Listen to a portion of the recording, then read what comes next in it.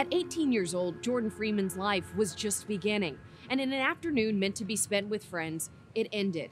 His murderer shooting him in broad daylight in a busy apartment complex, and yet tips are scarce.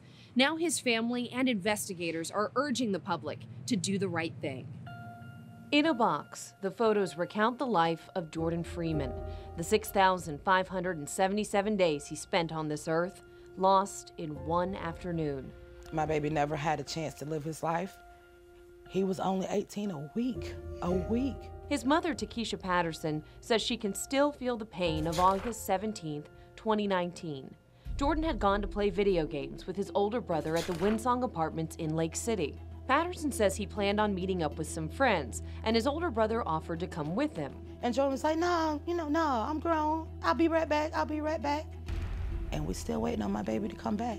According to police, around 2:45 in the afternoon, Jordan and 3 friends were on the second-story breezeway of Building 10 when a man in all black with a silver mask ran up the stairs. From all accounts, what we were told, it was a robbery gone bad.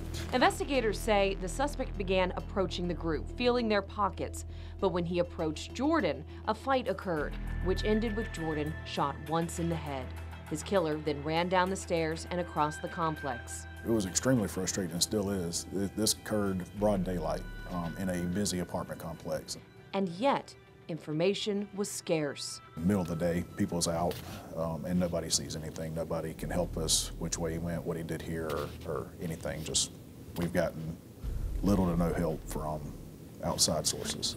The initial report on Jordan's murder is heavily redacted, but it does detail the difficulty investigators had in gathering information at the scene. One of the young men with Jordan changed his story several times, and other people refused to put their statements in writing, and others were just uncooperative with the investigation. You know, with a whole apartment full of people, somebody saw something.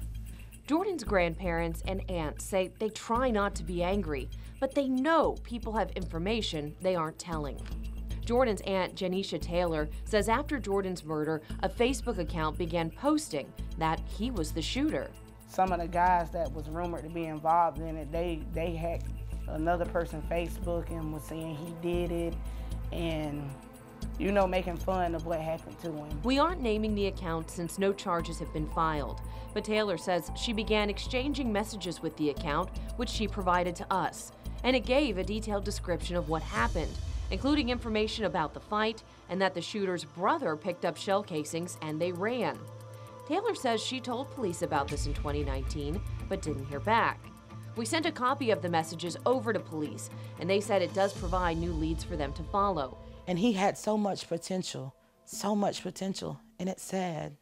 Jordan's family says they just want to see someone held accountable for taking his life and taking away their future with him.